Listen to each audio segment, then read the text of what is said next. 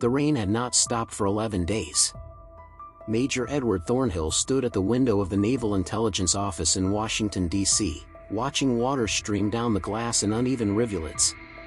Beyond the distorted view, the city moved through its wartime rhythm, staff cars splashing through puddles, uniformed men hurrying between buildings with folders pressed against their chests, the distant hum of a nation mobilized. It was April 1943. The war had been grinding forward for nearly 4 years, and Edward had been part of it for every single one of those days. He was 37 years old. Too old for the front lines, too experienced to waste on anything but intelligence work. His hands, which once held cricket bats and fountain pens with equal ease, now sorted through decoded messages and reconnaissance photographs. His eyes, once bright with the optimism of a Cambridge graduate, had learned to see patterns in chaos, threats in silence. The Americans called him the Quiet Major. Not because he was shy, Edward could hold his own in any briefing room, but because he had a way of listening that made others uneasy. He would sit perfectly still, fingers steepled, eyes fixed on whoever was speaking, absorbing every word, every hesitation, every contradiction. Then he would ask a single question that would unravel an entire argument. It was a skill that had made him invaluable to British intelligence. It was also a skill that had isolated him. Major Thornhill? Edward turned from the window. Lieutenant Commander James Whittaker stood in the doorway, a folder tucked under his arm. Whittaker was American Navy, mid-30s, with the kind of square-jawed confidence that came from growing up believing your country could solve any problem if it just worked hard enough. "Commander," Edward acknowledged with a slight nod. "Admiral King wants to see you." "Both of us, actually." "Conference room 3, 10 minutes. Edward checked his watch. 0847 hours. Admiral Ernest King did not call meetings at random times. If King wanted to see them now, something had shifted. "Do you know what it's about?" Edward asked. Whittaker's expression tightened almost imperceptibly. "U-boats." The conference room smelled of coffee and cigarette smoke. A large map of the Atlantic dominated one wall, marked with colored pins representing convoy routes, known U-boat positions, and recent sinkings. The pins told a story Edward had been reading for months. The Germans were winning the Battle of the Atlantic. Admiral King sat at the head of the table, a man whose reputation for ruthlessness was matched only by his strategic brilliance. Beside him sat 2 other officers Edward recognized, Captain Richard Ellis from Naval Intelligence and Commander Harold Foster from Anti-Submarine Warfare. "Gentlemen," King began without preamble. "We have a problem. More accurately, we have an opportunity that looks like a problem." He gestured to Ellis, who stood and approached the map. 3 days ago, Ellis said, Station HYPO intercepted and partially decoded a series of German naval communications. The traffic pattern suggests a major U-boat operation is being planned for late May, possibly early June. Target, convoy HX-237, carrying critical supplies from Halifax to Liverpool. Edward leaned forward slightly. HX-237 would be carrying more than supplies. He knew, though it was classified even within this room, that the convoy would include components for the Manhattan Project, materials that could not be allowed to fall into enemy hands or end up at the bottom of the Atlantic. "The intercepts are incomplete," Ellis continued. "But they reference a coordinated Wolfpack attack. Possibly 12 to 15 U-boats. The largest concentration we've seen since last autumn." Whittaker spoke up. "Do we have enough to reroute the convoy?" "That's the question," King said, his voice flat. "Major Thornhill, you've been analyzing German naval communications for 2 years. What's your assessment?" Edward felt the weight of every eye in the room. This was the moment he had been trained for, the moment when intelligence became decision, when analysis became action. "The intercepts are fragmentary," Edward said carefully. "The Germans have been changing their Enigma settings more frequently since certain breakthroughs in decryption. What we have suggests a major operation, yes. But the specifics, timing, exact location, force composition, are still unclear." "Best guess," King pressed. Edward paused. In that pause, he felt the familiar tension between certainty and doubt. Intelligence work was never about absolute knowledge. It was about probabilities, patterns, educated guesses built on incomplete information. If I had to assess probability, Edwards said, I would say there is a 70% chance the Germans are planning a major operation against HX-237 or a convoy in that time window. But I cannot confirm the exact details with the information we currently have. 70%, King repeated. Commander Foster, what would it take to provide adequate protection for HX-237 based on a 70% threat assessment? Foster consulted his notes. We'd need to divert at least 4 destroyers and 2 corvettes from other convoy duties. We'd also need to increase air patrol coverage, which means pulling long-range aircraft from other sectors. It's doable, but it leaves gaps elsewhere. Gaps the Germans could exploit, Whitaker added. King drummed his fingers on the table once, twice. Major Thornhill, how confident are you in that 70%? Edward met the Admiral's gaze. This was the question beneath the question, should we act on this intelligence or not? Admiral, Edward said slowly, in intelligence work, 70% is as close to certainty as we typically get. But I would be remiss if I didn't acknowledge the 30% uncertainty. The intercepts could be deception. They could be routine communications we're misinterpreting. Or they could be exactly what they appear to be, a genuine threat. King nodded. Gentlemen, here's what we're going to do.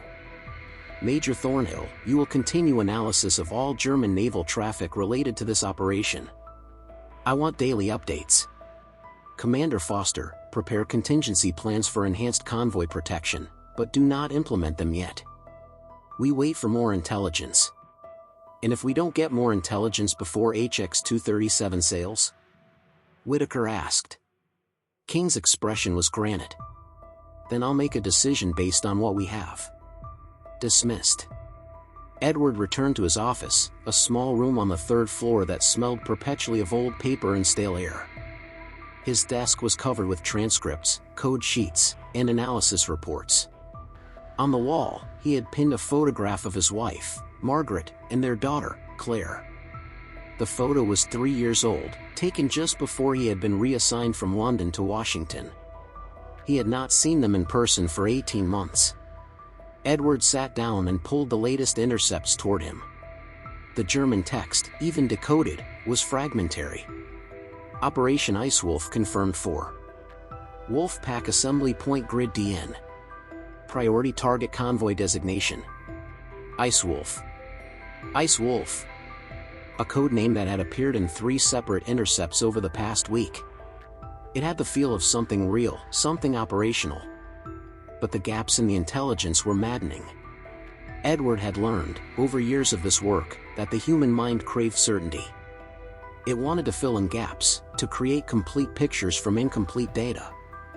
That impulse had led to some of the greatest intelligence successes of the war, and some of the greatest failures. He thought about the 70% he had given Admiral King. Was it accurate? Or had he let his instinct for pattern recognition override the gaps in the evidence? The rain continued outside his window. Somewhere in the Atlantic, U-boats were moving into position. Or they weren't. Somewhere, decisions were being made that would determine whether men lived or died. And Edward Thornhill, the quiet major, sat in his small office and tried to see through the fog of war with nothing but fragments of intercepted German and his own judgment.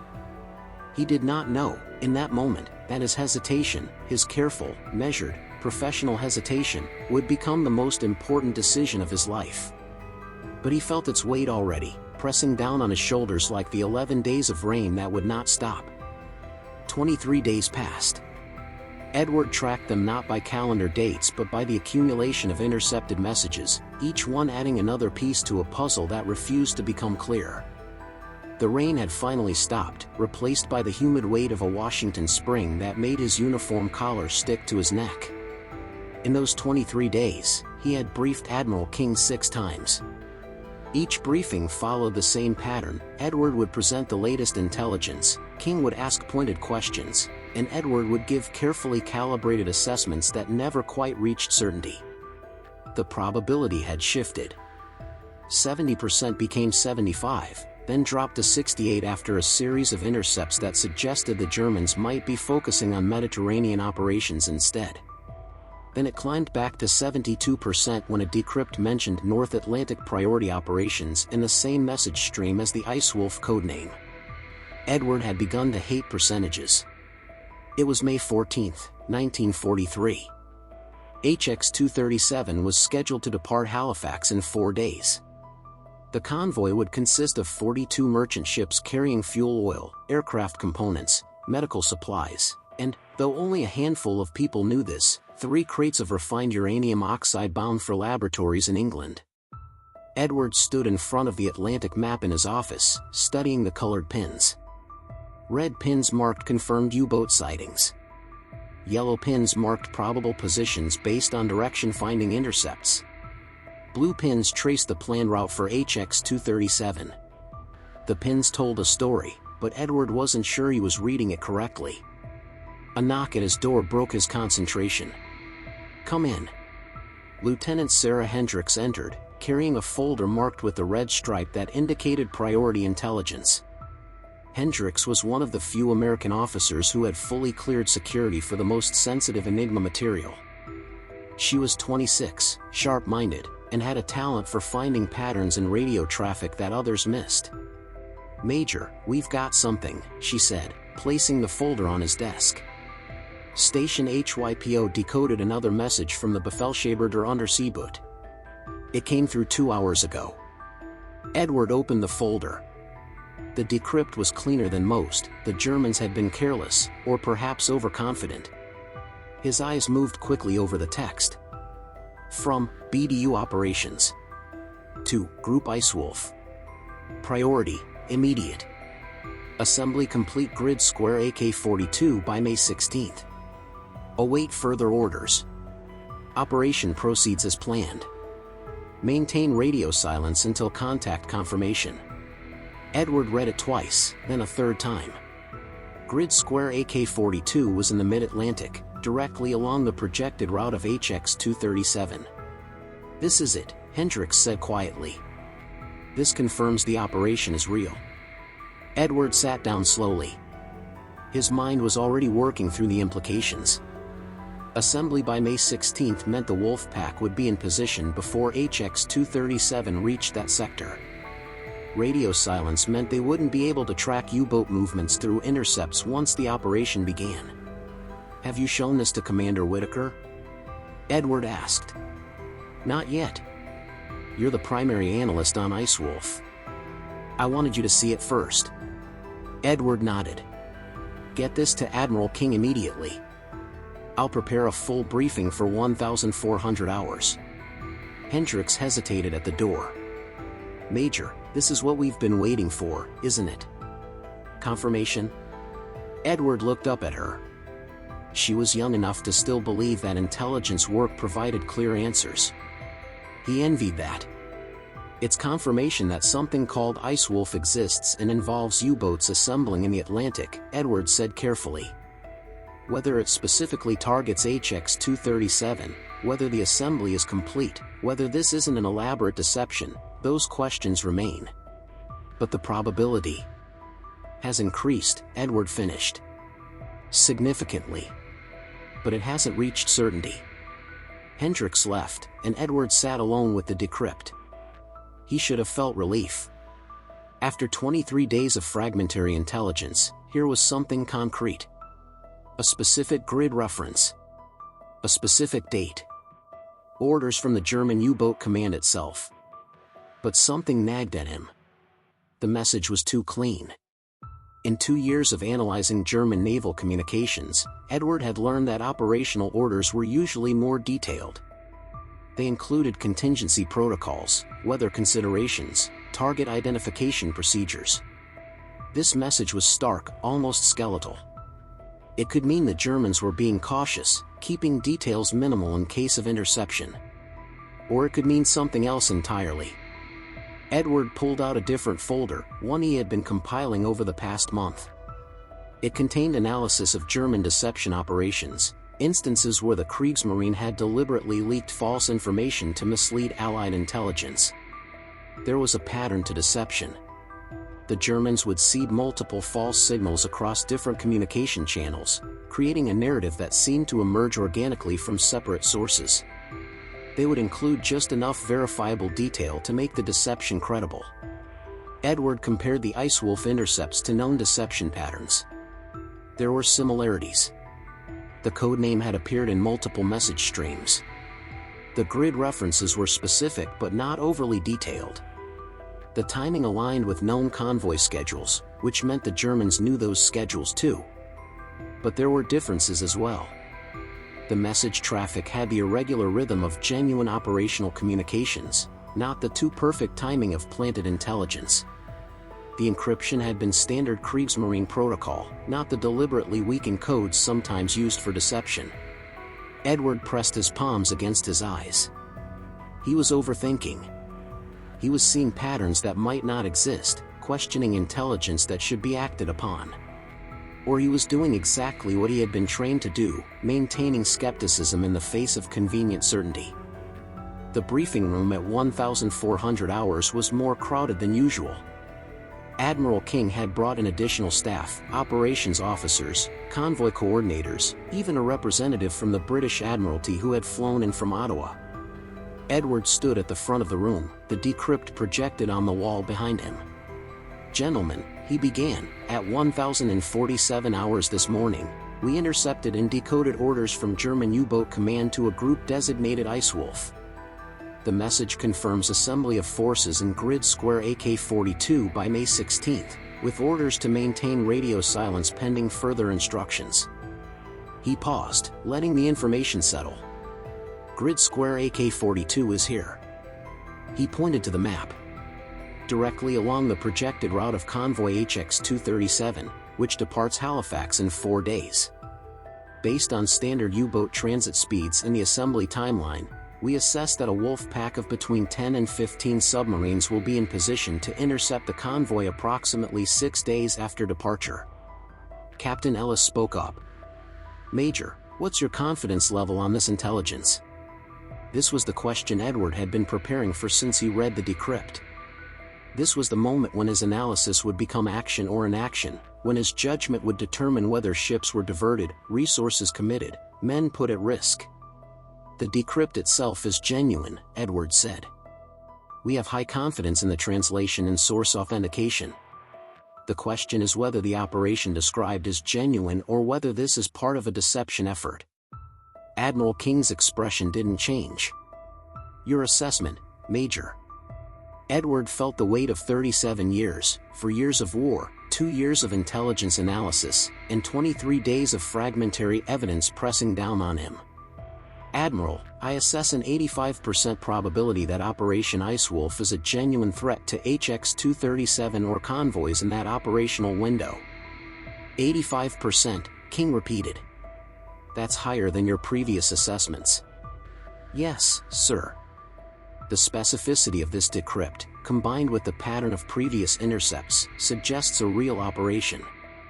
However, Edward paused. "Knowing this next part would complicate the decision, I cannot entirely rule out the possibility of deception. The message structure is somewhat atypical for German operational orders. It's possible, though I assess it as unlikely, that this intelligence has been deliberately compromised to draw our resources away from other threats." The room was silent. Edward could feel the tension between what everyone wanted, clear, actionable intelligence, and what he was giving them, qualified certainty, professional doubt. Commander Whitaker leaned forward. "Major, if you had to make the decision right now, divert the convoy or proceed as planned, what would you do?" Edward met his gaze. "I would enhance protection for HX-237 without diverting the convoy route. Additional escorts, increased air coverage, heightened alert status. But I would not commit resources based on the assumption that we know exactly where and when the attack will occur." "Because of the 15% doubt," Whitaker said. "Because intelligence is never absolute," Edward replied. "And because committing everything to one threat assessment leaves us vulnerable to threats we haven't identified." Admiral King stood, signaling the end of discussion. "Here's what we're going to do. Commander Foster, you will assign 4 additional destroyers to HX-237's escort group. Coordinate with RAF Coastal Command for extended air patrol coverage. The convoy route remains unchanged, but all escort commanders will be briefed on the elevated threat level. He turned to Edward. Major Thornhill, you will continue monitoring all German naval traffic. If anything changes, anything at all, I want to know immediately. Yes, sir. Gentlemen, we're playing probabilities here. 85% is good enough to act on, but not good enough to bet everything. We hedge our bets and hope Major Thornhill's arithmetic is correct. The meeting adjourned. Officers filed out, already moving to implement King's orders. Edward remained at the front of the room, staring at the map, at the blue pins marking HX-237's route and the red pins marking known U-boat positions. 85%. He had given them a number, and they had acted on it. But numbers were abstractions. The reality was 42 ships, hundreds of men, and cargo that could not be lost. And somewhere in his analysis, in the careful weighing of evidence and the professional maintenance of doubt, Edward Thornhill had made a choice. He had seen the intelligence and assessed it as probably genuine but possibly false. He had hesitated. Not dramatically. Not obviously. But in the gap between 85% and 100%, in the space where he had said I cannot entirely rule out deception, he had introduced doubt into a system that needed certainty. Edward didn't know yet whether that hesitation would save lives or cost them. He only knew that it was the most honest answer he could give. He gathered his papers and returned to his office, where the rain had started again, drumming against the window like distant gunfire. May 18, 1943. HX-237 departed Halifax on schedule. 42 merchant ships in 9 columns, escorted by 6 destroyers, 3 corvettes, and a frigate. The convoy commodore was a veteran of the First World War, a man who had seen ships burn and men drown and still went back to sea because someone had to. Edward received hourly updates on the convoy's progress. For the first 2 days, nothing happened. The ships made steady progress eastward, maintaining formation, zigzagging according to protocol. On May 20th, a long-range Liberator on patrol reported a possible U-boat contact 200 miles north of the convoy's position. The submarine dived before it could be attacked. The contact was logged and reported. On May 21st, radio direction finding stations picked up brief transmissions in the North Atlantic. The signals were too short to decode, but their frequency and pattern suggested U-boat communications. The transmissions came from an area southwest of the convoy's projected position. Edward plotted the contacts on his map. They didn't match grid square AK-42. They were offset by nearly 300 miles. He stared at the map for a long time, feeling something cold settle in his stomach. Either the intelligence had been wrong, or the Germans had changed their plans, or he had been right to doubt. On May 22nd, at 0342 hours, a U-boat Wolfpack attacked convoy SC-130, which was traveling a route 200 miles south of HX-237's position. The attack was fierce and coordinated. 6 U-boats, possibly more. But the convoy had been prepared. Enhanced escort protection, aggressive counterattacks, air support at first light. The battle lasted 14 hours. 3 U-boats were sunk. 2 were damaged. Not a single merchant ship was lost. Edward received the report at 0600 hours. He read it twice, then walked to the window and looked out at the dawn breaking over Washington. SC-130. Not HX-237. The Germans had targeted a different convoy. Or they had changed targets. Or the intelligence about Icewolf had been deception all along, designed to draw attention away from the real operation. He would never know for certain. What he did know was this: HX-237 continued eastward, unmolested, and would reach Liverpool safely 5 days later. The uranium oxide would arrive intact. The supplies would reach Britain. And Edward Thornhill's 85% assessment, his careful hedging, his professional doubt, had resulted in a decision that protected one convoy while preparing for a threat that materialized somewhere else. He had been right to hesitate. Or he had been wrong. Or he had been both simultaneously, existing in the quantum state of intelligence work where success and failure were separated by margins too thin to measure. Lieutenant Hendricks found him at the window an hour later. "Major, Admiral King wants to see you." Edward nodded. He knew what was coming. Either commendation or criticism, either validation or questioning. In the end, it wouldn't matter. The ships had survived. The intelligence had been acted upon, if not in the way anyone had expected. He had done his job. But as he walked toward King's office, Edward felt the weight of those 23 days, those percentages, those careful qualifications. He felt the weight of being the man who had to say "I don't know" when everyone wanted certainty. He felt the weight of hesitation. And he understood, perhaps for the first time, that this weight would never leave him. It would follow him through every briefing, every assessment, every moment when his judgment determined whether men lived or died. This was the arithmetic of doubt. This was the burden of being right and wrong at the same time. This was intelligence work. And Edward Thornhill, the quiet major, carried it alone. Summer came to Washington with the kind of heat that made men forget there was a war on, at least for the few seconds it took to loosen a collar or wipe sweat from a brow. But the war continued, indifferent to weather, indifferent to exhaustion. Edward Thornhill had been promoted to lieutenant colonel in June. The promotion came with a brief ceremony, a handshake from Admiral King, and no change whatsoever to his daily routine.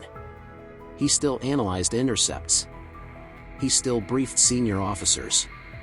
He still gave them percentages when they wanted certainties. The success of SC-130's defense had been noted in classified reports. The fact that HX-237 had reached Liverpool safely was recorded.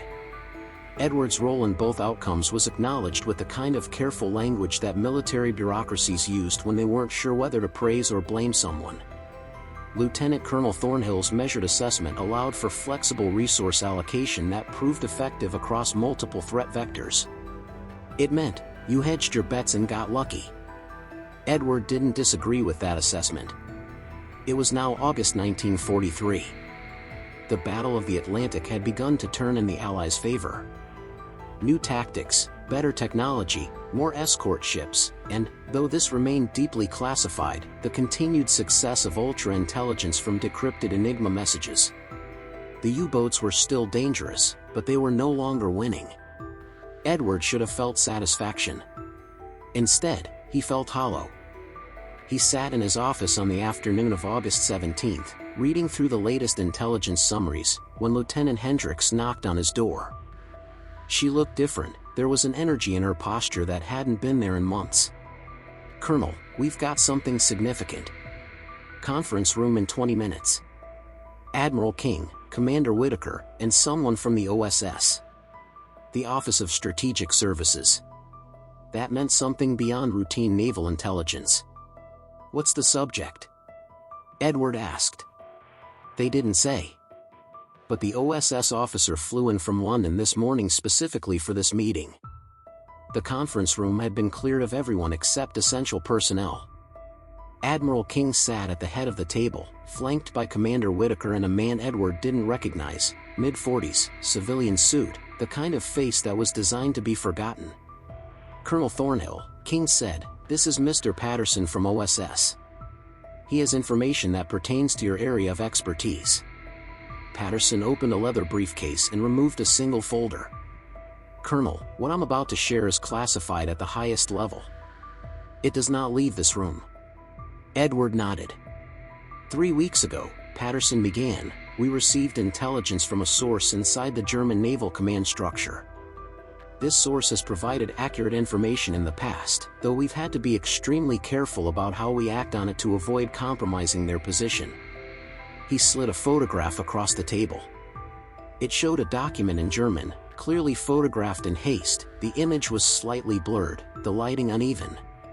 "This is an after-action analysis prepared by the Befehlshaber der Unterseeboot following the failure of Operation Icewolf. It was written in June and has been circulating among senior Kriegsmarine staff. Edward picked up the photograph, his German fluent enough to read the text. Operation Icewolf, Tactical Analysis. Initial objective, Convoy HX-237, high-value target confirmed through signals intelligence indicating strategic cargo. Secondary objective, Convoy SC-130, target of opportunity. Outcome, primary objective not achieved. Enemy demonstrated unexpected defensive preparation for secondary target. Assessment, Allied intelligence penetration suspected. Recommend immediate review of communications security protocols. Edward read it twice. Then he looked up at Patterson. They were targeting HX-237, Edward said quietly. Icewolf was real. Yes, Patterson confirmed. But here's where it gets interesting. Keep reading. Edward's eyes moved further down the document. Operational timeline, Wolfpack assembly completed Grid AK-42 as scheduled, May 16. Reconnaissance aircraft reported enhanced escort presence with HX-237 on May 19. Command decision made to redirect operation to secondary target SC-130, assessed as more vulnerable. Redirection executed May 20. Analysis, enemy intelligence capability suggests either communications compromise or effective traffic analysis. Primary target was protected based on advanced knowledge of operation. Secondary target was engaged but encountered unexpectedly strong defensive posture. Conclusion, Allied intelligence services demonstrated ability to anticipate U-boat operations while maintaining operational flexibility. Future operations must assume enemy awareness and plan accordingly. Edward set the photograph down carefully. His hands were steady, but something inside him had shifted. They changed targets, he said. They assembled exactly where the intelligence indicated, saw that HX-237 was too well defended, and shifted to SC-130. Which was also well defended, Whitaker added, because Admiral King had enhanced protection across multiple convoys based on your recommendation not to commit everything to a single threat assessment. Patterson leaned forward. Colonel Thornhill, the Germans believe we knew about Icewolf because we penetrated their communications, which is true. But they also believe we were flexible enough to protect multiple targets simultaneously, which forced them to change plans and ultimately fail. That flexibility came from your analysis. Edward felt something he couldn't quite name. It wasn't pride. It wasn't relief. It was more like the slow dissolution of a weight he had been carrying for 3 months. I gave Admiral King 85%, Edward said. I told him I couldn't rule out deception. I hedged. You were right to hedge, King said, speaking for the first time since Patterson began. If you'd given me 100% certainty, I would have committed everything to protecting HX-237. The Germans would have seen the massive escort presence, shifted to SC-130, and found it virtually undefended. We would have lost ships. But I didn't know that would happen, Edward said. I couldn't have predicted. No, King interrupted. You couldn't have predicted the specific outcome. But you understood something more important, that intelligence is never complete, that the enemy adapts, that certainty is a luxury we don't have. You gave me an honest assessment, and that honesty allowed for the right decision even if it wasn't the decision you expected. Patterson closed his briefcase. There's one more thing, Colonel. The source who provided this document included a note. The Germans are now assuming that all their naval communications are compromised. They're implementing new encryption protocols, changing procedures, becoming more cautious. In the short term, that makes our intelligence work harder. But in the long term, it means they're operating under the assumption that we can see everything they do. Which means they're more cautious, Whitaker said. More defensive. Less aggressive. Which means we're winning, King finished. The meeting concluded shortly after. Patterson left to catch a flight back to London. Whitaker returned to his duties. Edward remained in the conference room, staring at the map of the Atlantic with its colored pins marking victories and losses, convoys saved and ships sunk. Admiral King paused at the door. Colonel Thornhill, you've been in Washington for 2 years. I'm told your family is still in London. Yes, sir. I'm recommending you for reassignment to the British Admiralty Intelligence Staff. You'll be more useful there for the next phase of operations, and you'll be closer to home. Edward looked up, surprised. Sir, You've done good work here, King said. But you've also been carrying a burden that no one should carry alone for this long. The war isn't over, but this part of it is. Go home, Colonel. King left before Edward could respond. Edward returned to his office and sat at his desk for a long time, not working, just sitting. The photograph of Margaret and Claire looked back at him from the wall. 3 years old now. Claire would be 9. He had missed birthdays, holidays, the small daily moments that made up a life. He had spent those years in this room, analyzing intercepts, calculating probabilities, living in the space between certainty and doubt. And now he knew, the intelligence had been real. Icewolf had been genuine. His 85% had been closer to 100% than he had realized. But his hesitation, his professional, careful, measured hesitation, had been exactly right. Not because he had known what would happen, but because he had known what he didn't know. Lieutenant Hendricks knocked and entered without waiting for a response. Colonel, I heard about your reassignment. Congratulations. Thank you, Lieutenant. She hesitated. Sir, can I ask you something? When you gave Admiral King that 85% assessment back in May, did you believe it was right? Edward considered the question. I believed it was honest. That's not the same thing. No, Edward agreed. It's not. But in intelligence work, honesty is more valuable than certainty. Certainty can be wrong. Honesty at least gives people the information they need to make real decisions. Hendricks nodded slowly. I think I'm starting to understand that. After she left, Edward began packing his office. Files to be transferred, documents to be archived, personal items to be boxed. The photograph of Margaret and Claire went into his briefcase, carefully wrapped. As he worked, he thought about the German analysis Patterson had shown him. The Kriegsmarine believed the Allies had perfect intelligence and perfect flexibility. They believed their enemies could see everything and respond to anything. It wasn't true, of course. The Allies stumbled and guessed and made mistakes just like everyone else. But the Germans' belief in Allied omniscience would make them cautious, defensive, hesitant. Hesitation could be a weapon, Edward realized. Not the hesitation of fear or incompetence, but the hesitation of careful thought, of measured response, of refusing to pretend you knew more than you did. He had hesitated at what everyone thought was the worst possible moment, when clear intelligence seemed to demand immediate, total commitment. But that hesitation had created space for flexibility, for adaptation, for the kind of distributed response that had protected multiple convoys instead of just one. The Germans had assembled their wolf pack exactly where the intelligence said they would. They had planned to attack exactly the convoy the intelligence indicated. And then they had encountered an enemy who was prepared but not overcommit, defended but not rigid. They had encountered the product of Edward Thornhill's doubt. September 1943.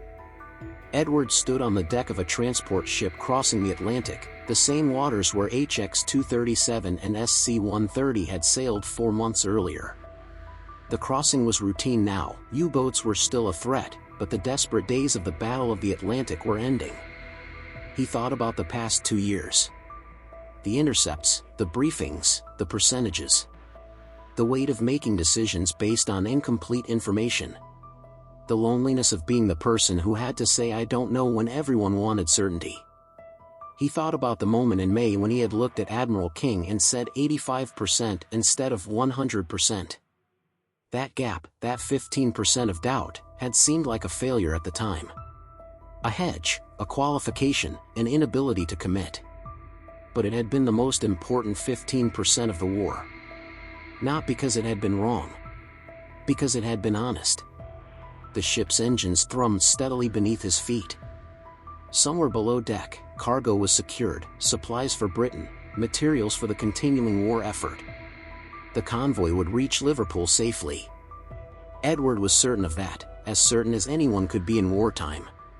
Which was to say, not certain at all, but confident enough to act. He pulled out the photograph of Margaret and Claire. In 2 weeks, he would see them again. He would hold his daughter, who had grown 3 years older without him. He would sit with his wife and try to explain what he had been doing, though he knew most of it would remain classified for decades. How could he explain that he had spent 2 years learning to doubt? That his greatest contribution to the war effort had been his refusal to be certain? That he had hesitated at the worst possible moment and it had been exactly the right thing to do? He couldn't. Not in words that would make sense to anyone who hadn't lived in that space between intelligence and action, between knowing and guessing, between certainty and doubt. But he understood it now. The war would continue. There would be more intelligence to analyze, more decisions to make, more moments when someone would have to stand up and say "I think" instead of "I know." Edward would be part of that, working from London now, closer to home but still carrying the weight of incomplete knowledge. But he would carry it differently now. Not as a burden of failure, but as a tool of precision. Doubt wasn't weakness. Hesitation wasn't incompetence. They were the marks of someone who understood that the world was more complex than any analysis could capture, that the enemy was intelligent and adaptive, that certainty was the most dangerous illusion of all. The British officer who hesitated at the worst possible moment had saved 2 convoys, forced the Germans to question their own communication security, and helped turn the tide of the Battle of the Atlantic. Not by being certain. By being honest about his uncertainty. The ship continued eastward through calm seas. Edward remained on deck, watching the horizon, thinking about the arithmetic of doubt and the weight of decisions made with incomplete information. He thought about the moment in the conference room when Admiral King had asked for his assessment and he had paused, just for a second, just long enough to feel the weight of what he was about to say, before giving his answer. That pause had felt like failure. But it had been the most important moment of his war. Because in that pause, Edward Thornhill had refused to pretend he knew more than he did. He had refused to give false certainty when honest doubt was more valuable. He had refused to make the easy choice when the right choice was harder. He had hesitated. And in that hesitation, he had changed everything. The sun was setting now, painting the Atlantic in shades of gold and red. Somewhere beneath those waters, U-boats still prowled. Somewhere in Germany, naval officers were analyzing their failures and planning new operations. Somewhere in Washington, another intelligence officer was sitting in Edward's old office, staring at intercepts and trying to calculate probabilities. The war continued. But Edward Thornhill, the quiet major, now lieutenant colonel, had learned the most important lesson of intelligence work. The moment you stop doubting is the moment you stop seeing clearly. And clarity, even uncertain clarity, was worth more than all the false confidence in the world. He folded the photograph carefully and returned it to his briefcase. In 2 weeks, he would be home. In 2 weeks, he would hold his daughter and tell her, as much as security allowed, about what he had been doing. He would tell her that sometimes the bravest thing you can do is admit you don't know. He would tell her that sometimes hesitation saves lives. He would tell her that her father had been part of something important, even if he couldn't explain exactly what or how. And someday, when the war was over and the classified files were opened and historians wrote about the Battle of the Atlantic, maybe someone would notice the small notation in Admiral King's decision log from May 1943. Enhanced protection across multiple convoy routes based on Lieutenant Colonel Thornhill's assessment of probable but not certain threat. Flexible deployment proved effective when enemy adapted to primary defensive posture. Maybe someone would understand that the officer who hesitated had been the one who got it right. Or maybe no one would ever know. Edward found he didn't mind either way. He had done his job. He had been honest. He had refused to pretend certainty when doubt was more accurate. And in the end, the ships had come home. That was enough. Edward arrived in Liverpool on September 28, 1943. The city bore the scars of the Blitz, buildings with missing walls, streets cratered and repaired, the skeletal remains of warehouses that had burned 2 years earlier. But the port was alive. Ships unloaded cargo, cranes swung over docks, men worked in organized chaos that spoke of a nation that had learned to function under pressure. He had sent a telegram to Margaret 3 days before the ship departed Washington. Brief, as all wartime communications were: reassigned London, stop arriving Liverpool September 28, stop home soon, stop Edward. The train to London departed at 1600 hours. Edward had 3 hours to wait. He found a small cafe near the station, ordered tea that tasted of rationing and exhaustion, and sat by the window watching the city move around him. He had been gone from England for 2 years. In that time, he had become someone different, not dramatically, not obviously, but in the small ways that mattered. He had learned to think in percentages. He had learned to carry the weight of decisions that affected lives he would never see. He had learned that hesitation could be a form of precision. But he had also learned what it cost to be the person who hesitated. The isolation. The second-guessing. The nights staring at intercepts, wondering if the pattern he saw was real or imagined. The mornings briefing admirals and knowing that his words would ripple outward into actions he couldn't control. He wondered if Margaret would see the difference in him. He wondered if Claire would recognize her father. The tea grew cold in his cup. Outside, a convoy of military trucks rumbled past, heading toward the docks. Edward watched them go, thinking about all the convoys that had made this same journey, all the ships that had crossed the Atlantic carrying men and materials and hope. HX-237 had docked here in May. 42 ships, all accounted for. The uranium oxide had been delivered. The supplies had reached their destination. Because of intelligence, because of decisions, because of a percentage that had been honest instead of certain. Edward paid for his tea and walked toward the station. His single suitcase felt heavier than it should. Inside were his uniforms, his papers, his service record, and the photograph of Margaret and Claire that had watched him from the wall of his Washington office for 2 years. The train platform was crowded with servicemen, civilians, families reuniting and separating in the endless churn of wartime movement. Edward found his carriage, stowed his suitcase, and settled into a window seat. The train pulled away from Liverpool at precisely 1600 hours. Edward watched the city recede, replaced by countryside that looked almost peaceful if you didn't know about the airfields hidden in the fields, the anti-aircraft batteries positioned on hills, the Home Guard units drilling in village squares. England at war looked like England at peace, until you learned to see the differences. The train arrived at Euston Station at 2147 hours. London in blackout was a city of shadows and careful movement. Edward navigated by memory and the dim blue lights that marked safe pathways. His flat was in Kensington, a third-floor walk-up that he and Margaret had rented in 1938, back when the world had been different. He climbed the stairs slowly, his suitcase bumping against his leg. The building smelled of boiled vegetables and coal smoke. Familiar smells. Home smells. He reached his door and paused, key in hand. For 2 years, he had imagined this moment. Walking through this door, seeing Margaret, holding Claire, returning to the life he had left behind. But now, standing here, he felt something unexpected: uncertainty. What if they had changed as much as he had? What if the distance had been too great, the time too long? What if coming home was harder than leaving had been? Edward unlocked the door and stepped inside. The flat was dark. He fumbled for the light switch, found it, and the small entry hall illuminated. Everything was exactly as he remembered: the coat rack, the small table where mail accumulated, the photograph of his parents on the wall. "Margaret," he called softly. No response. Edward walked further into the flat.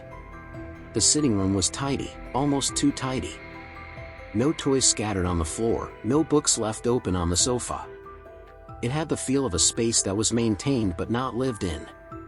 A note sat on the dining table, propped against a vase of wilted flowers.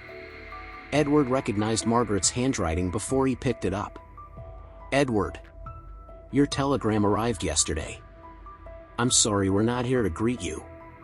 Claire and I have been staying with my sister in Surrey since June. The bombing has started again, not like the Blitz, but enough that I didn't want Claire in the city. I didn't know you were coming home or I would have arranged to be here. I'll return to London as soon as I can. It may take a few days to arrange transport.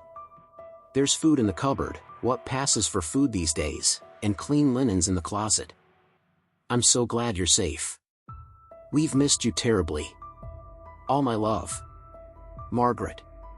Edward read the note twice, then set it down carefully. He stood in the silent flat, surrounded by the life he had left behind, and felt the full weight of 2 years settle on his shoulders. He had crossed the Atlantic. He had come home.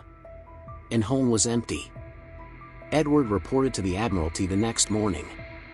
The building was a fortress of bureaucracy and classified information, rooms within rooms, corridors that led to other corridors, the architecture of secrecy.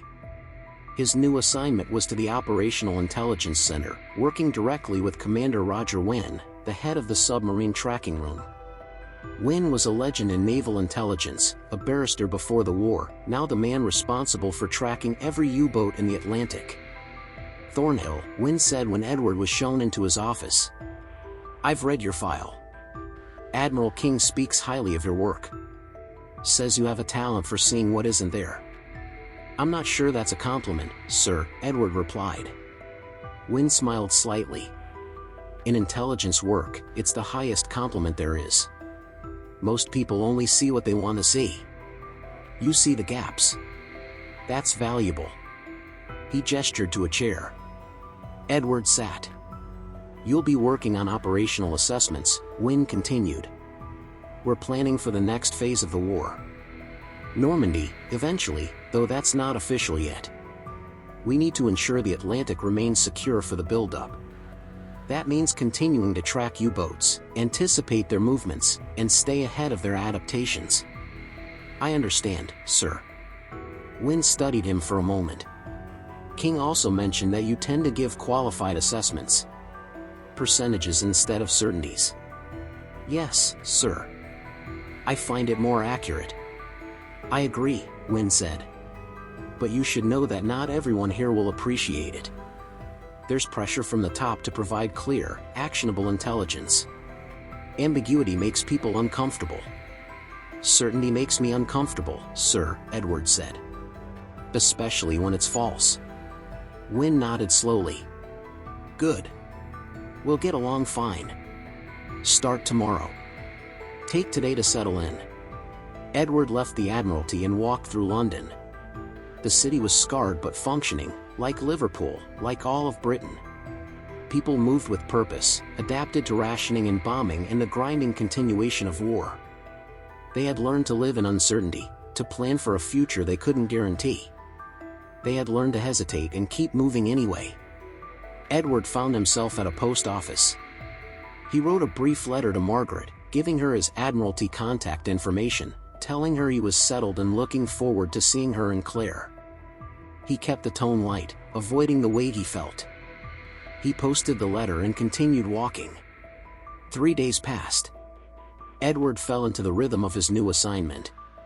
The submarine tracking room was a large space dominated by a map of the Atlantic, updated constantly with U-boat positions, convoy routes, and intelligence assessments.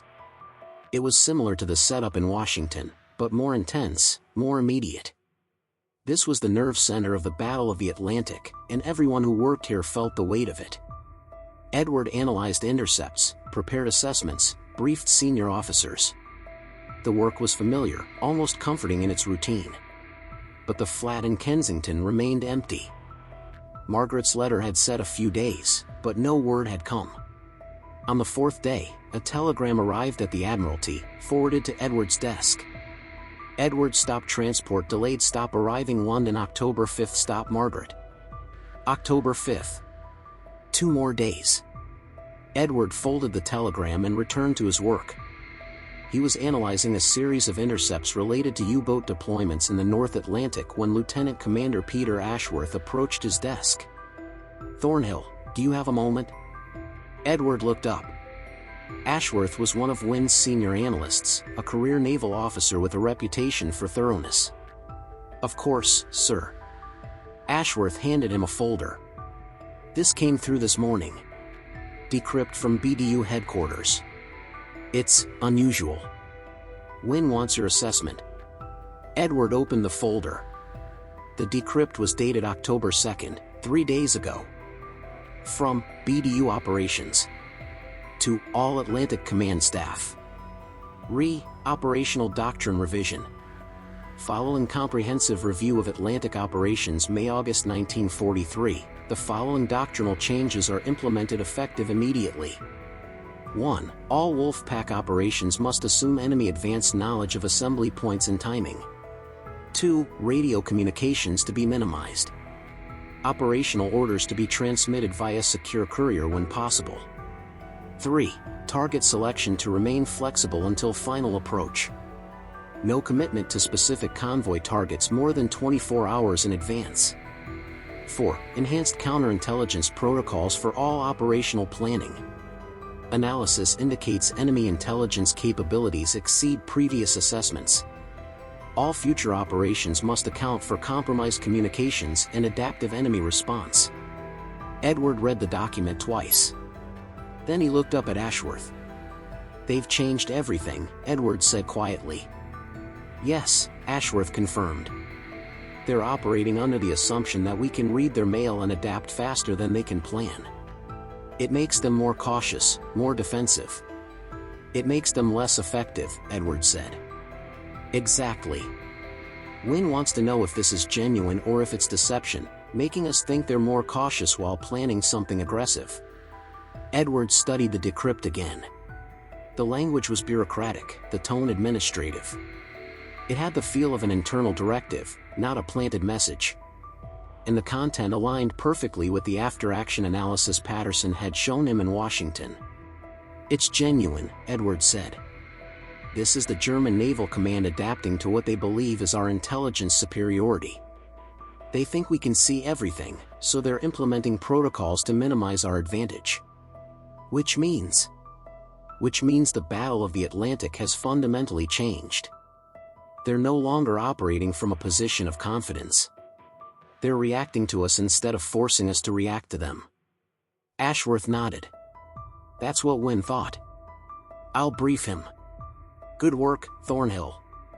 After Ashworth left, Edward sat at his desk, staring at the decrypt.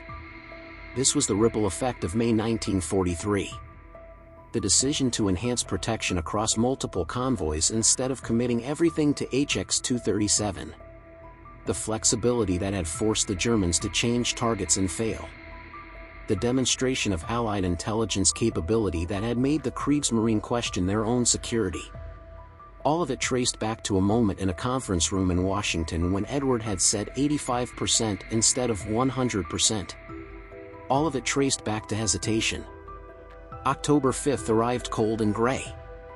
Edward left the Admiralty early, returning to the flat in Kensington by mid-afternoon. He cleaned, made tea, arranged the sitting room to look lived in. He was nervous in a way he hadn't been nervous in years, not the tension of intelligence work, but something more personal, more vulnerable. At 1,730 hours, he heard footsteps on the stairs. Then a key in the lock. The door opened. Margaret stood in the doorway, older than the photograph on his desk, thinner, with lines around her eyes that hadn't been there 2 years ago. Behind her, half hidden, was Claire, 9 years old now, tall and serious-looking. For a moment, no one moved. They stood in the doorway and Edward stood in the sitting room, and 2 years of distance existed between them like a physical barrier. Then Margaret smiled, tired, genuine, and said, "Hello, Edward." "Hello, Margaret." Claire stepped forward, studying him with the careful assessment of a child who had learned not to trust easily. "Are you really my father?" Edward felt something break inside him. Not painfully, but like ice cracking in spring thaw. "Yes," he said. "I really am." "You look different than I remember," Claire said. "I expect I do," Edward replied. "You look different too. You've grown." "That's what children do," Claire said matter-of-factly. Margaret laughed, a sound Edward had forgotten he missed. "Come inside, darling. Let your father close the door." They came in. Margaret set down her bag. Claire explored the flat as if seeing it for the first time, touching familiar objects, reacquainting herself with a home she had left months ago. Edward and Margaret stood in the sitting room, looking at each other. "I'm sorry I wasn't here when you arrived," Margaret said. "I'm sorry I didn't give you more warning," Edward replied. "We're both sorry, then. That's a start." They sat on the sofa, carefully, with space between them, like strangers learning to be familiar again. Claire settled on the floor with a book, present but absorbed in her own world. "Tell me about Washington," Margaret said. Edward hesitated.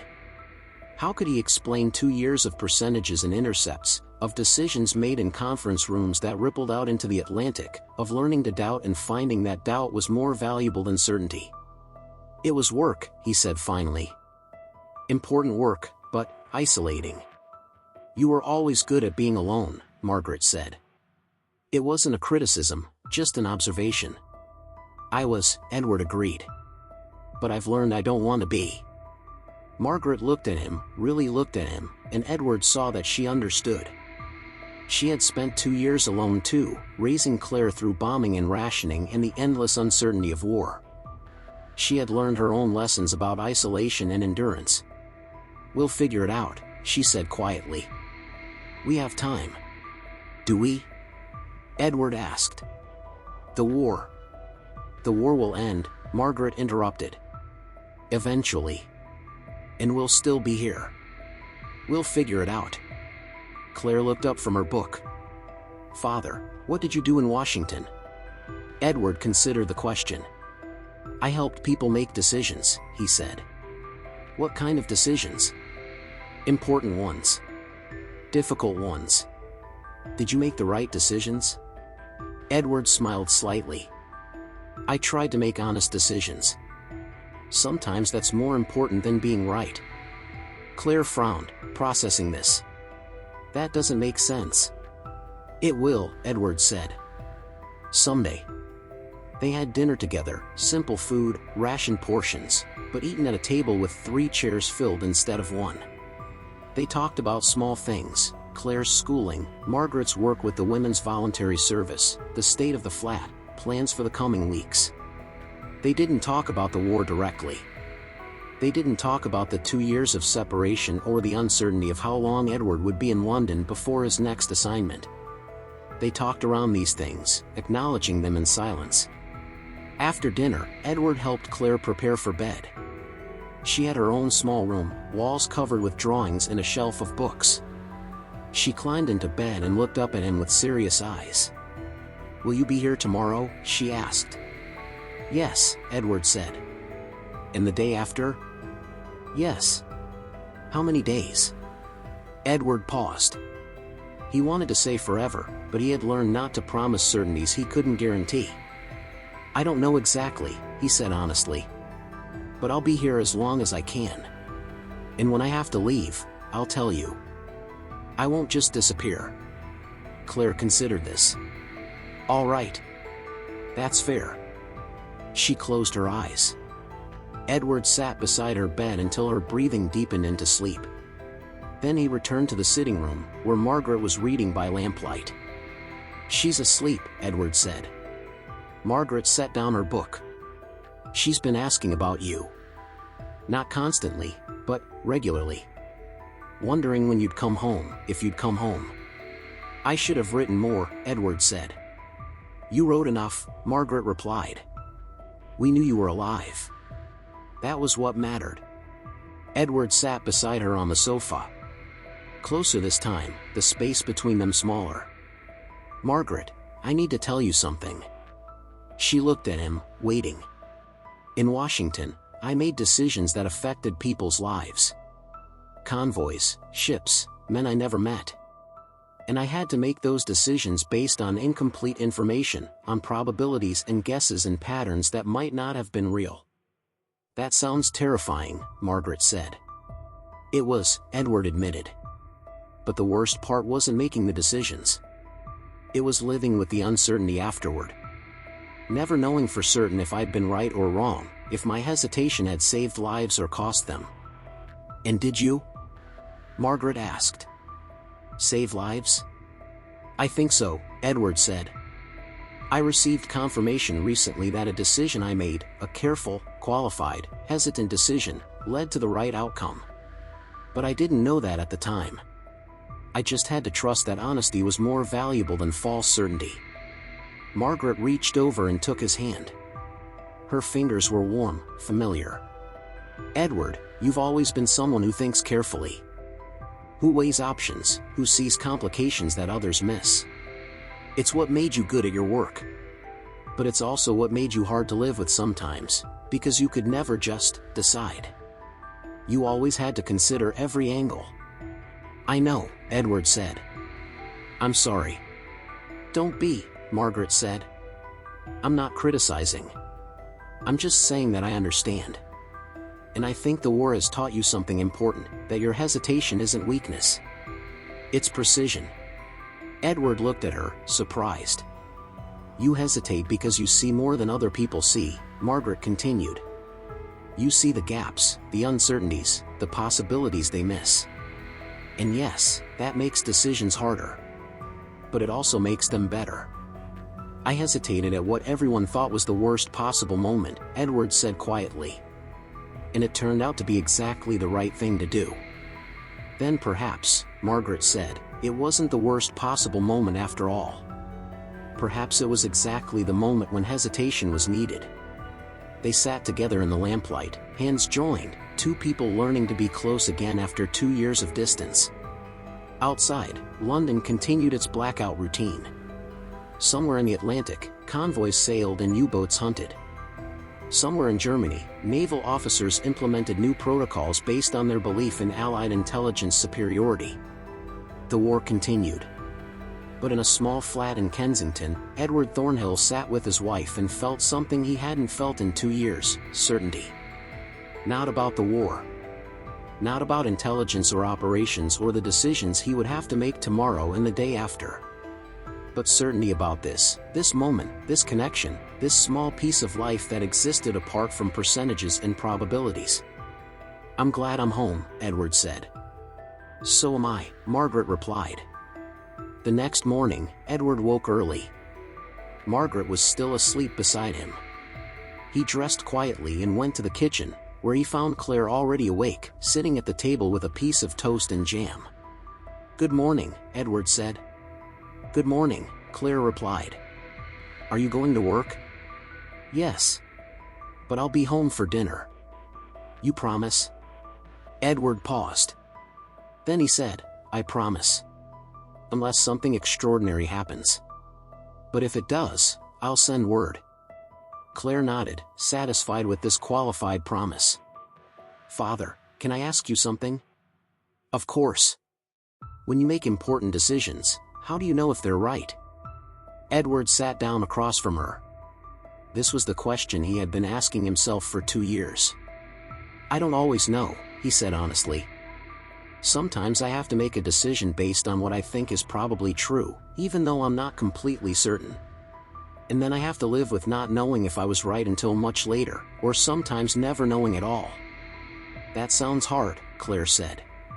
It is, Edward agreed.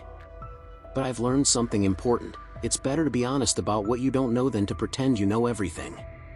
Because if you pretend, you might make a decision that sounds confident but is actually wrong. But if you're honest, you can make a decision that accounts for the uncertainty.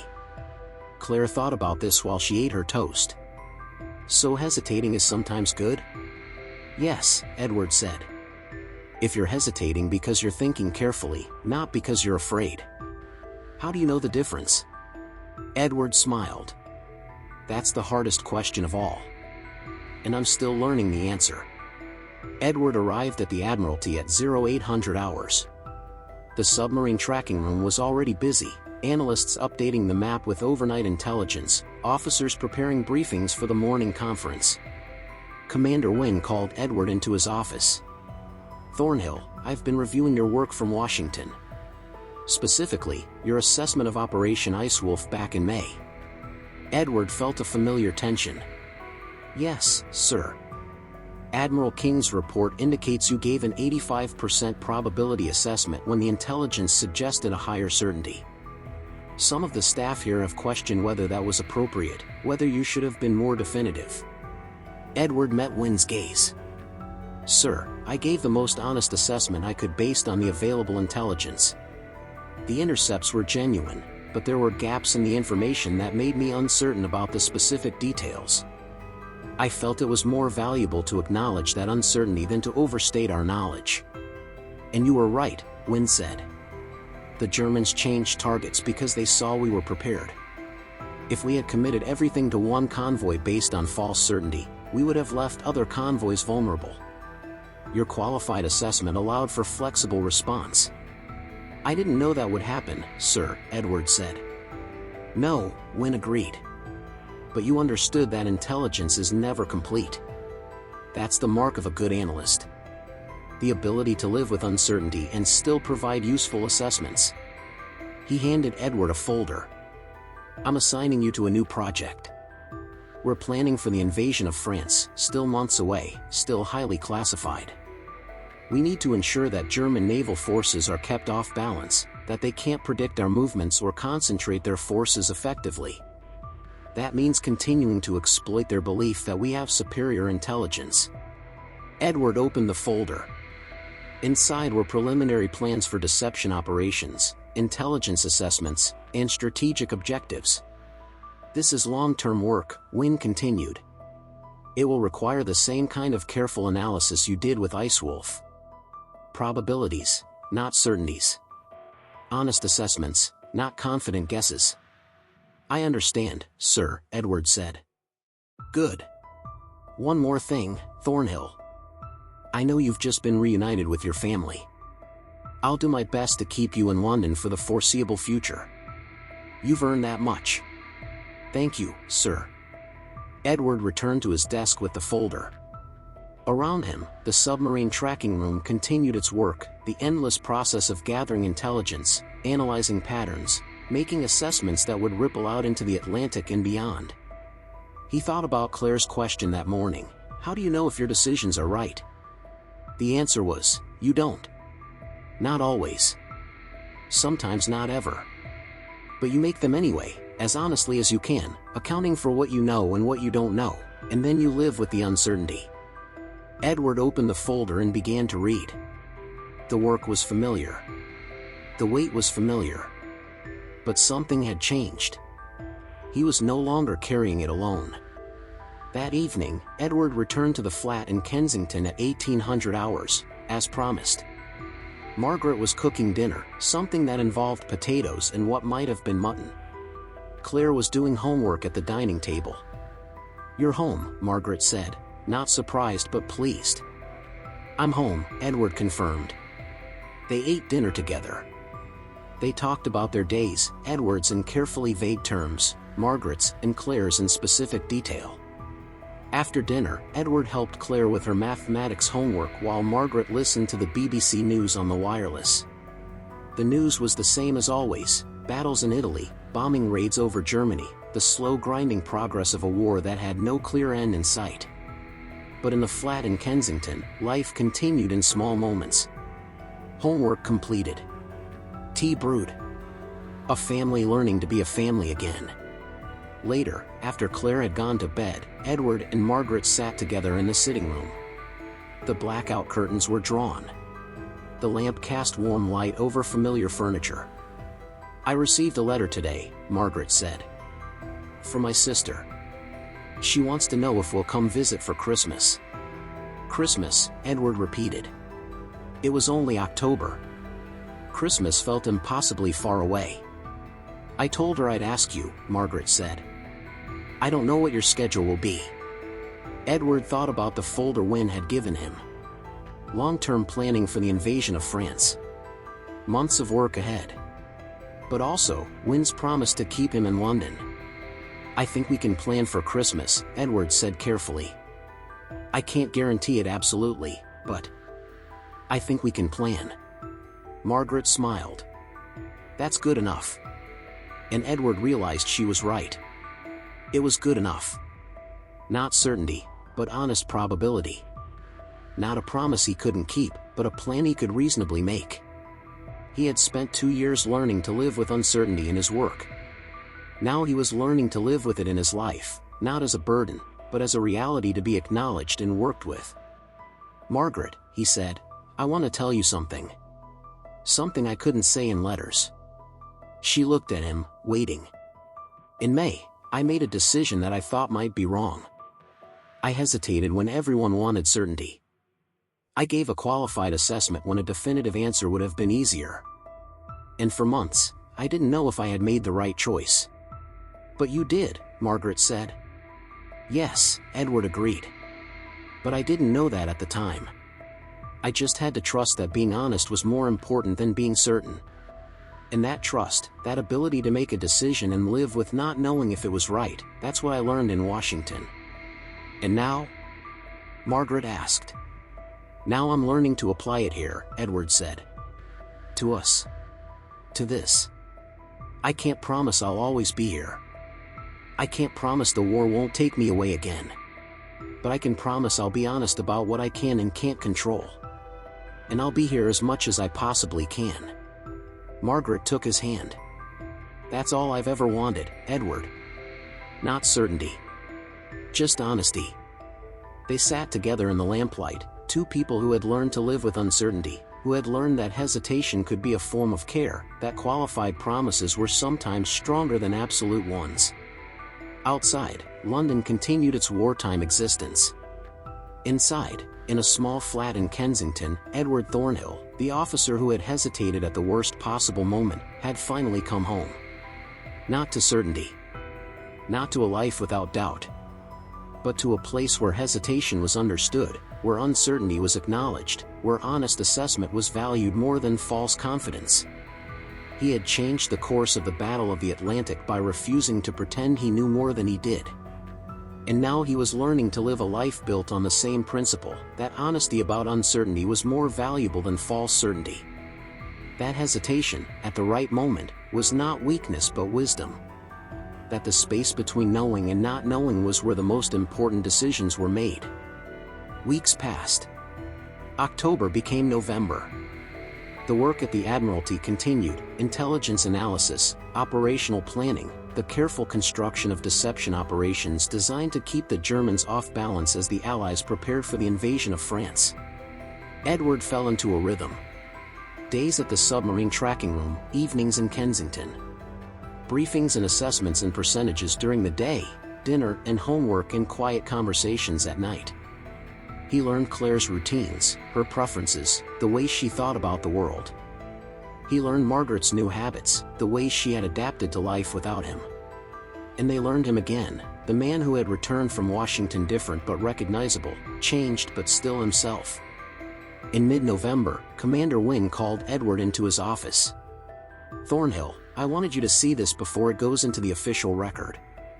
He handed Edward a document marked with the highest security classification. It was a comprehensive analysis of the Battle of the Atlantic, prepared by a joint British-American intelligence committee. Edward scanned through it until he found the section on May 1943. The successful defense of multiple convoys during the critical May-June 1943 period marked a turning point in the Atlantic campaign. Intelligence assessments, particularly those provided by Lieutenant Colonel Edward Thornhill, British intelligence, attached to U.S. Naval Intelligence, Washington, demonstrated the value of qualified probability analysis over definitive but potentially inaccurate certainty. Thornhill's assessment of Operation Icewolf as probable but not certain allowed for flexible defensive deployment that proved effective when German forces adapted to primary defensive measures. This approach has been adopted as standard practice for future operational intelligence assessments. The German Naval Command's subsequent revision of operational doctrine, based on their belief in comprehensive Allied intelligence penetration, represents a strategic victory achieved through careful intelligence work and measured response. Edward read the paragraph twice.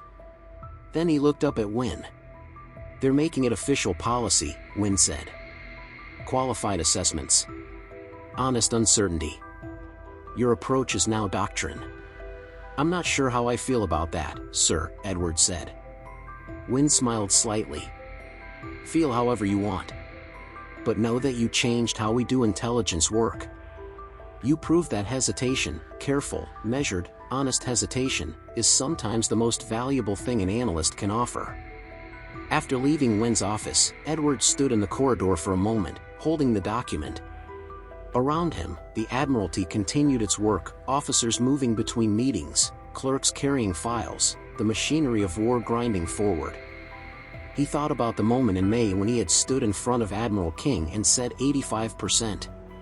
The moment when he had refused to give false certainty, when he had acknowledged the gaps in his knowledge, when he had hesitated. That moment had seemed like failure at the time. Like an inability to commit, a weakness of conviction. But it had been the most important moment of his war. Not because he had been certain. Because he had been honest about his uncertainty. And that honesty had changed everything. Christmas came. Edward, Margaret, and Claire took the train to Surrey, where Margaret's sister lived in a small cottage that had somehow escaped the war's worst effects. They spent 3 days there, quiet days, filled with the small rituals of a wartime Christmas. Modest gifts, rationed food made special through effort, carols sung around a piano. On Christmas Eve, after Claire had gone to bed, Edward stood outside the cottage, looking up at stars that were visible without the light pollution of London. The night was cold and clear. Margaret joined him, wrapping a shawl around her shoulders. "What are you thinking about?" she asked. "I'm thinking about how strange it is," Edward said, "that the most important thing I did this year was admit I didn't know something." "Is that strange?" Margaret asked. "It seems rather sensible to me." Edward smiled. "I suppose it does. But in a world that values certainty, that demands clear answers and definitive action, admitting uncertainty feels like failure." "Only if you think certainty is possible," Margaret said. "But it's not, is it?"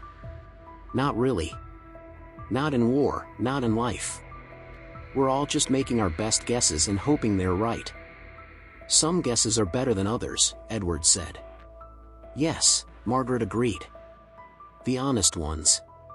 They stood together in the cold, looking at stars that had witnessed 4 years of war and would witness however many more years it took for the war to end. Stars that were indifferent to human certainty and uncertainty, to decisions made and consequences suffered. "Edward," Margaret said quietly, "I want you to know something. When you were in Washington, I didn't know if you'd come home. I hoped you would, I believed you would, but I didn't know. And I had to live with that uncertainty every day." "I'm sorry," Edward said. "Don't be," Margaret interrupted. "I'm not telling you this to make you feel guilty. I'm telling you because I understand what you've been carrying. The weight of making decisions without knowing if they're right. The burden of living with uncertainty. I've been carrying that too." Edward looked at her, seeing her clearly in the starlight, this woman who had raised their daughter alone, who had endured bombing and rationing in the endless uncertainty of wartime, who had learned her own lessons about doubt and endurance. "We're both learning the same thing," Margaret said. "That certainty is a luxury we don't have. But honesty about what we know and what we don't know, that's something we can give each other." "Yes," Edward said. "That's exactly right." They returned inside, where the cottage was warm and Claire was sleeping peacefully and Christmas morning would come with its modest celebrations. They returned to a life that was uncertain but honest, qualified but real. Edward Thornhill, the British officer who had hesitated at the worst possible moment, had learned the most important lesson of the war. That the moment you admit you don't know is the moment you begin to see clearly. That hesitation, honest hesitation, is not the opposite of action but the foundation of right action. That the space between certainty and doubt is where wisdom lives. He had changed the course of the Battle of the Atlantic not by being certain, but by being honest about his uncertainty. And now he was learning to live a life built on the same principle. Not a life without doubt, but a life where doubt was acknowledged, uncertainty was respected, and honesty was valued above all. The war would continue. There would be more decisions to make, more intelligence to analyze, more moments when he would have to stand in front of senior officers and give them percentages instead of certainties. But he would carry it differently now. Not alone. Not as a burden of failure. but as a tool of precision, a mark of wisdom, a way of seeing the world that was more valuable than all the false confidence in the world. Edward Thornhill had hesitated at the worst possible moment. And in that hesitation, he had found the truth that would carry him through the rest of the war and the rest of his life. That sometimes the bravest thing you can do is admit you don't know. That sometimes the most important decision is the one you make carefully, with full acknowledgement of what you cannot see. That sometimes hesitation saves lives. And that honesty, honest, careful, measured honesty, is worth more than all the certainty in the world.